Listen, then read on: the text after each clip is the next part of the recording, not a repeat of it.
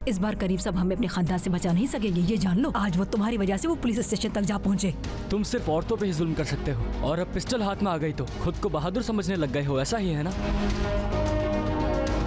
आपका बेटा आया है। उसे कहो नसरीन भी उससे मिलना नहीं चाहती, हमारी बला से वो जहन्नुम में जाए। शायद नसरीन अपने भाई को देखना चाहती हो। कोई भाई नहीं है उसका, ये वो भाई है जो सारी जिंदगी उस पर चिल्लाया है और उसे मारता रहा है। अपने अल्फाज याद रखो सबा, जो तुमने कहा। अब मैं तुम्हारे करीब कभी नहीं आऊंगा, समझी? नसरीन के बाजी में से हर कोई उठकर यहीं चला आता है, आखिर मसला क्या है? तुमने उस आतिफ की वजह से नसरीन को कितनी मुसीबत में डाला। अगर तुम्हारे बाप को तुम पर भरोसा होता तो वो आज फातिमा और नसरीन को तुम्हारे हवाले करके जाता। सादिया ने आखिरकार अपना असल चेहरा दिखा दिया जो करीम से छुपा रही थी।